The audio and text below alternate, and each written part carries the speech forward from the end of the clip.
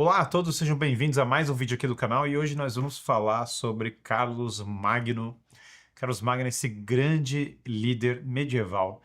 Continuando a nossa série de grandes líderes, nós já gravamos sobre Alexandre o Grande, Júlio César. Aliás, se você não assistiu algum desses dois vídeos, assista.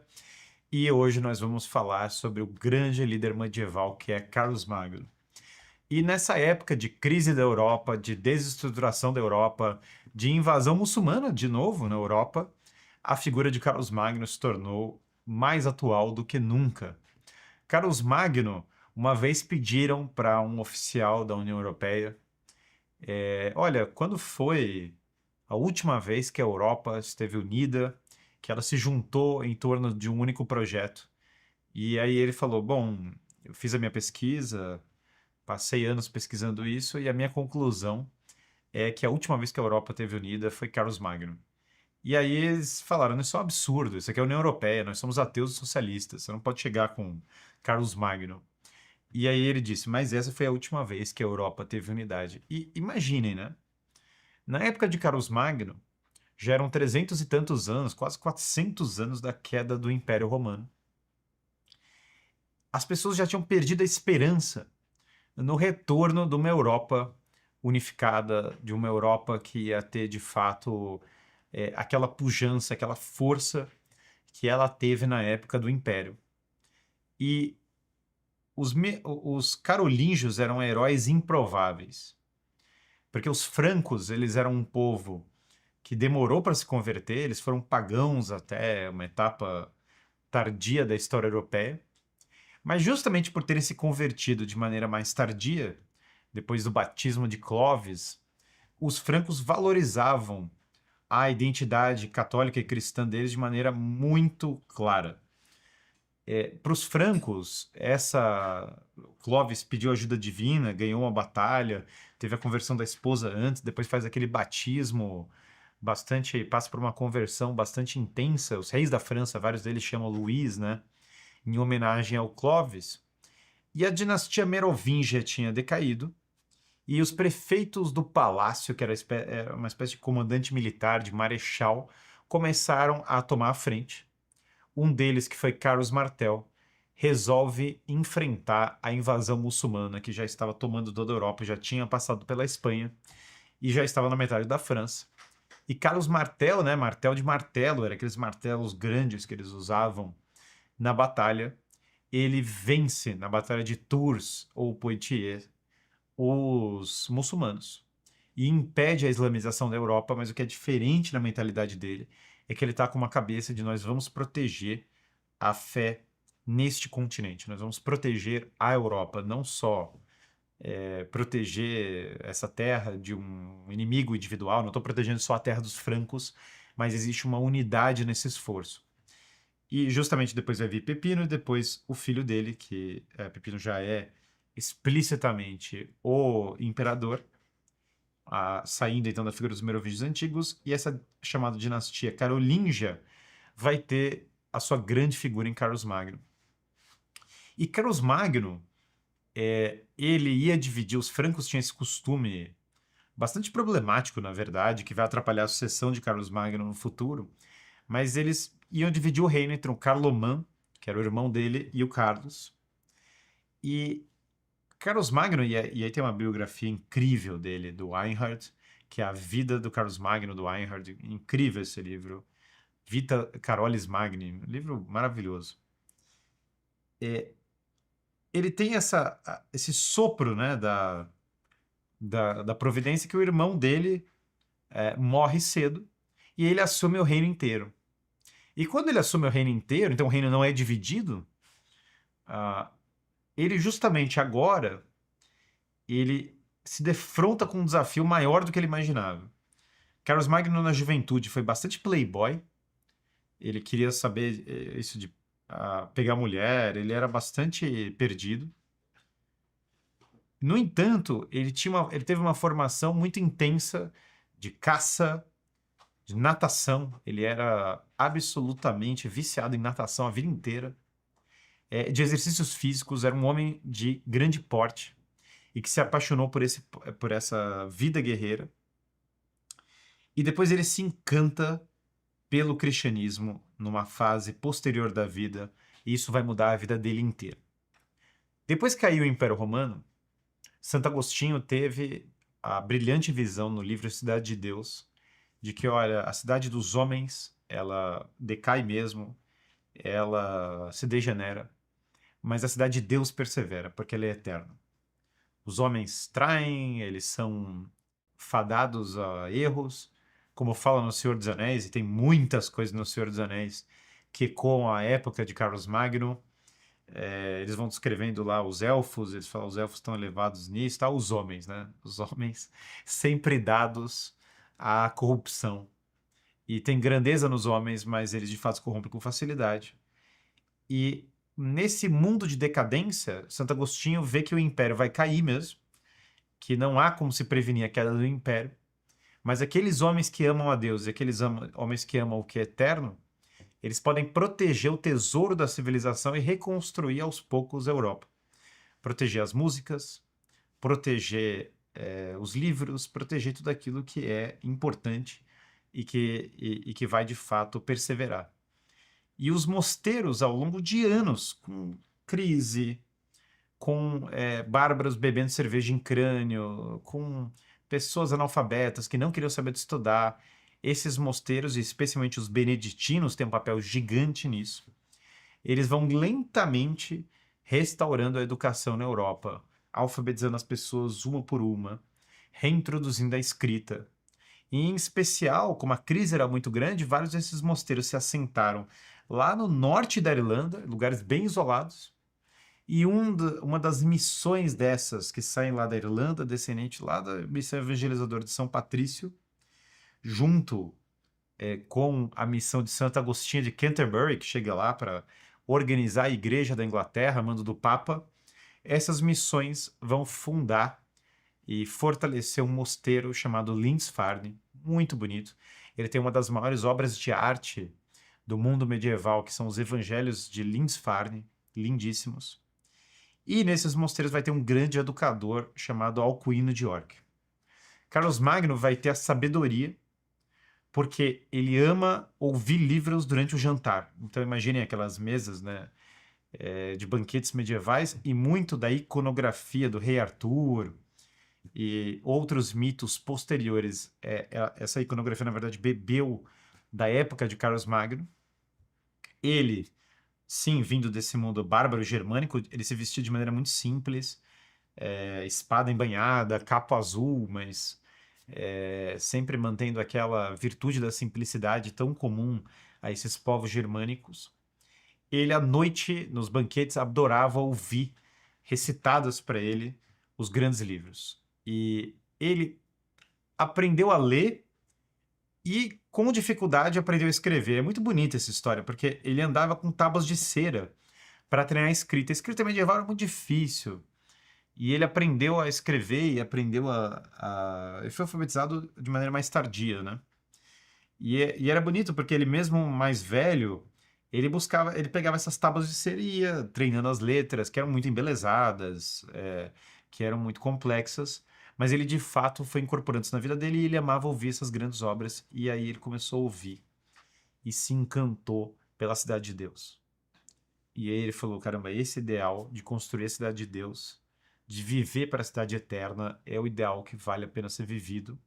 Ele larga muitos dos vícios dele e ele vai trazer para a terra dos francos Alcuino de York, monge de Lindisfarne e grande pioneiro da educação. E Carlos Magno vai espalhar essa educação que estava muito presente no entorno dos mosteiros, e ele vai começar a espalhar pela Europa. Ele vai difundir o trivium, que é lógica, gramática e retórica, que são as artes da letra. Ele vai difundir depois o quadrivium, que já vem desde a época de Platão, que é astronomia, geometria, aritmética e música. Aliás, justamente a notação musical que nós temos vem da Idade Média. Dó, Ré, Mi é parte de um salmo, e essa notação vai ser incorporada na forma como as pessoas vão tratar a música. É muito bonito porque a própria escrita minúscula ela vem com os carolíngios, ele chama inclusive de minúscula carolíngia, né? Porque no mundo antigo era aquelas tábuas em caps lock, as letras eram coladas uma na outra, e essa educação começa a ser espalhada por toda a Europa. É incrível porque quando Alfredo o Grande vai justamente organizar a Inglaterra, ele vai se basear no renascimento intelectual de Carlos Magno, que tinha trazido o educador da Inglaterra, e vai começar o chamado Renascimento Alfrediano. Carlos Magno vai se cercar dos melhores arquitetos. O próprio Reinhardt, que escreve a biografia, era arquiteto. E essa arquitetura pré-gótica, né, que tem ainda muito de elemento, que é carolíngia, tem esses elementos romanescos que beberam da Roma antiga, mas que agora já estão apontando para a visão cristã, para a Idade Média. Ela vai espalhando pela Europa e ele agora começa a universalizar tudo isso e ele se cerca dos melhores guerreiros possíveis. A ideia dos paladinos medievais faz muita referência a Carlos Magno. Então, em Roma tem esse morro chamado Morro Palatino, ficou a residência dos imperadores. Rex era o gestor de uma província, era um nome que os romanos davam, inclusive, numa fase tardia da queda do Império. E esses protetores do Morro Palatino eram os paladinos, daí que vem a palavra, eram os cavaleiros de excelência, e Carlos Magno vai se cercar das melhores pessoas que ele pode, e de fato alguns deles vão ser figuras muito icônicas. Os noruegueses ensinam nas escolas Rolandskavadet, cantando sobre Rolando. Tem uma cidade no Paraná chamada Rolândia, é um dos grandes livros de literatura medieval, a Canção de Rolando, que é um negócio altamente hardcore, heavy metal, porque o Rolando ele é deixado fácil por causa de um traidor, e aí ele tem que enfrentar um grande exército muçulmano. E aí ele toca o olifante, né, aquela presa de elefante feita ao modo de corneta, o berrante dele tão forte que estoura o elefante, o chão treme, ao ponto de ser ouvido da França, né? Então tem essa... e aí ele mesmo, com flecha no olho, ele mesmo com quase destruído, ele vai levar a dezenas, centenas de muçulmanos junto com ele, enquanto ele espera a chegada do seu imperador Carlos Magno. E ele vira símbolo de resistência e de combate, de perseverança contra todas as impossibilidades na batalha contra os muçulmanos.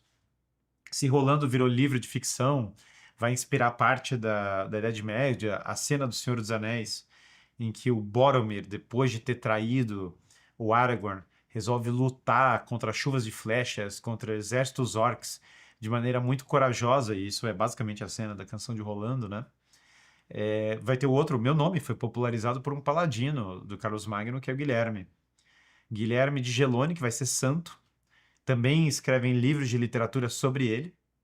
Ele que vai, depois de lutar as grandes batalhas, depois de enfrentar o exército muçulmano, depois de expandir o Império Carolíngio, ele vai se aposentar, virar monge. Tem uma cidade na França que vem a partir do mosteiro que ele vai fundar. É até engraçado essa cidade porque tem uma espada, que o mito é que ele jogou a espada dele lá para se aposentar e a espada abriu a montanha no meio, né? Tem a espada e tem a montanha aberta, mas se de fato a montanha abriu no meio, isso já é um pouco mais, talvez seja um milagre de fato, talvez seja algo um pouco mais inventivo, mas como dizem os italianos, se non è vero è bene trovato. É belíssima história.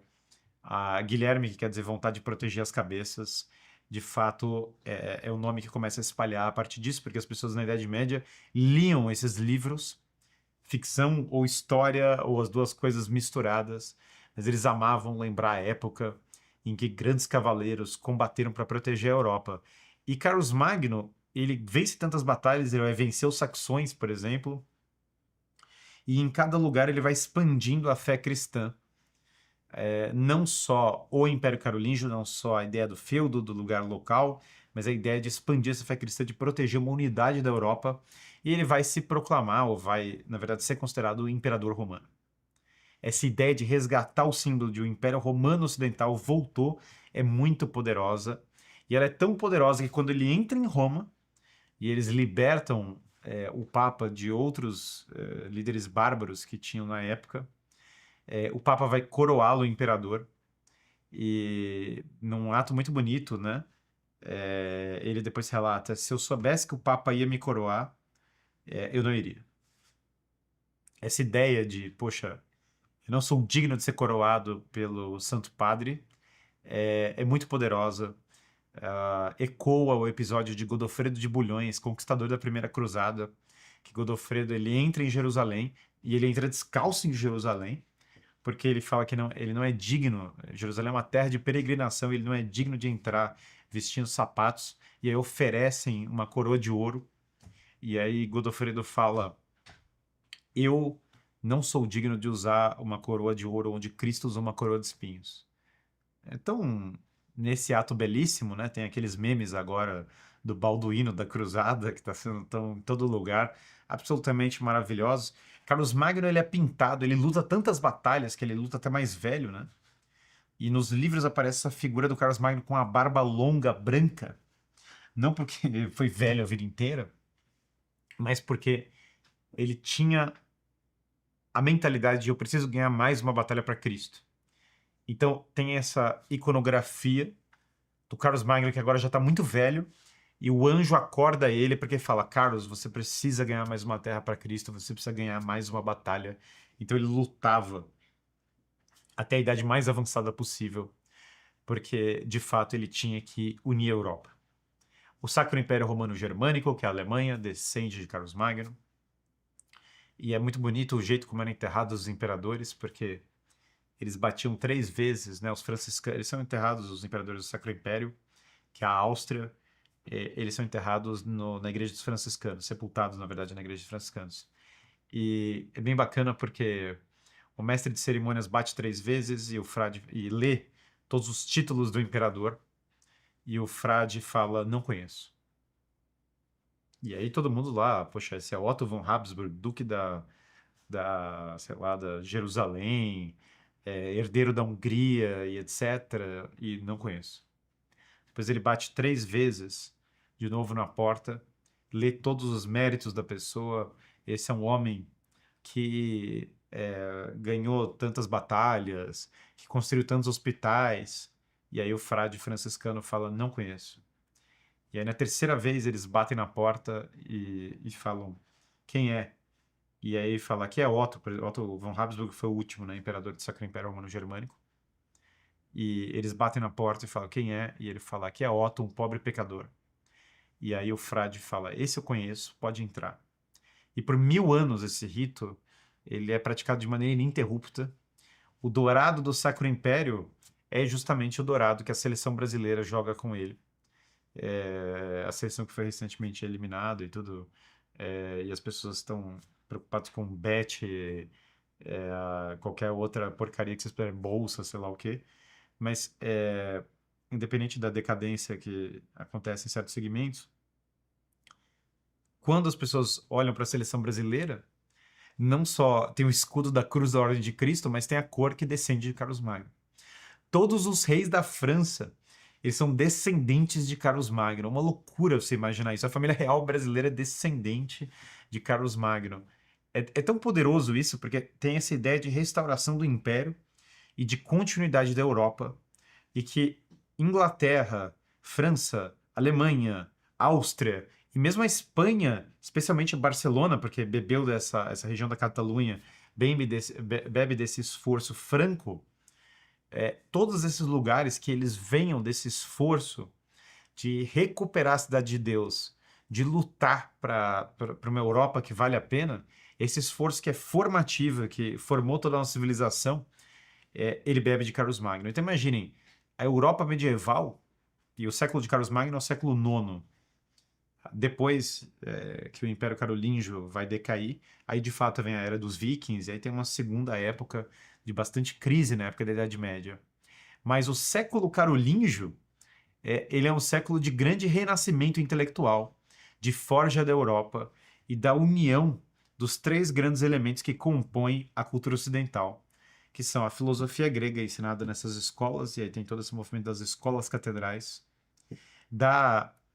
do Império Romano, e já na estrutura do feudalismo, na estrutura do mérito, na ideia de trazer as melhores pessoas para governar, na ideia de fomentar esses paladinos Existe muito da hierarquia romana sendo revitalizada na época de Carlos Magno, e a religião cristã. E isso compõe os três grandes pilares do Ocidente. Essa ideia de unidade da Europa, que o Hilaire Belloc, no livro Europa e a Fé Cristã, belíssimo livro, fala que a Europa é a fé cristã, não reduzindo a fé cristã à Europa, ao contrário, aliás, na verdade, explicando como toda a identidade da Europa vem dessa aderência a Cristo, né? Como fala o João Amial na História de Portugal, se tem alguém que venceu Portugal, foi Jesus Cristo. Essa ideia tão bonita de restauração imperial, que origina muito dessa ideia de cristandade, que é a união do poder temporal com o poder espiritual, as pessoas já na época de Carlos Magno olharam para ele e falaram: caramba, ele está fazendo o que o rei Davi fez nas Sagradas Escrituras. Porque muito da força do rei Davi, e inclusive nas ordens de cavalaria, eles falaram que eram ordens davídicas, eram ordens que faziam referência ao rei Davi, porque muito da beleza ali era uma pessoa que vem de uma origem humilde, ela combate e ela vence e ela oferece essa vitória temporal a um bem espiritual, destrói a idolatria, destrói o mal. E é por isso que Rafael pintou ao lado da Escola de Atenas, ao lado da disputa do Santíssimo Sacramento, ele pinta episódios da vida de Carlos Magno, ele coloca lá a coroação de Carlos Magno e tantos outros, porque se o nascimento da filosofia foi gigante, a coroação de Carlos Magno marca um momento em que a Europa é formada e, portanto, toda a nossa civilização. Então, Carlos Magno vai ter muita dificuldade de sucessão, porque ele, infelizmente, vai seguir o costume carolíngio e vai dividir entre os filhos. E, na verdade, ele tem um sucessor único, mas muito rápido. Ele até, na verdade, tenta não cair nesse erro, mas muito rápido o costume carolíngio sobrepõe. E aí, um dos reinos vai ser a França, outro vai ser a Alemanha, outro vai ser a Lotaringia, que vai ser um reino perdido, que vagamente Holanda, Bélgica, Alsácia-Lorena e norte da Itália, países que, no fundo, ficaram colocados de maneira intermediária. E sim, as estruturas do feudalismo, as estruturas da cultura clássica e todas ficaram como um grande legado e a base da Europa, mas infelizmente o império dele, se Júlio César foi muito feliz na sucessão, Carlos Magno está mais próximo de Alexandre, que morreu muito cedo e que de fato não conseguiu preparar o seu processo de sucessão de maneira tão boa, e o Império Carolíngio depois vai ter figuras bastante decadentes, com nomes como epítetos como o Simples, o Gordo. Quando começa o líder a ser chamado de o Gordo e o Simples, é porque já é o fim de tudo.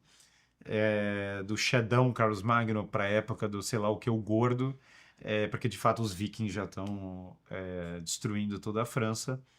E isso é outra história, porque, por exemplo, Portugal vai beber muito da influência normanda, que aí já são vikings incorporados à França e convertidos.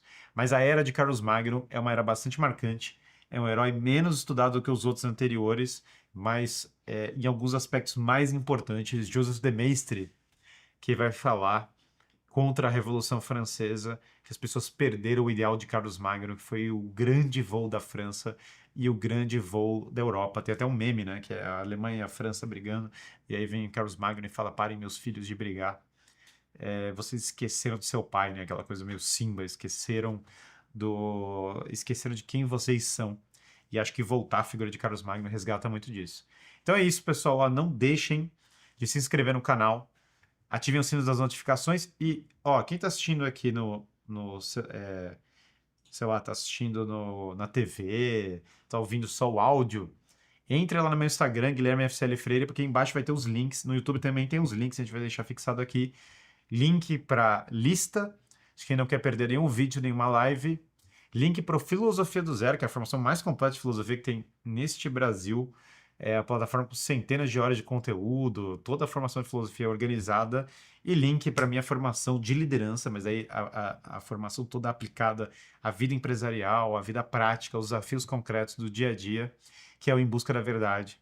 Os 3 links vão estar abaixo. Até a próxima. Nós voltamos na próxima semana com o último dos nossos 4 grandes líderes, fechando essa série. Muito obrigado a todos e até a próxima.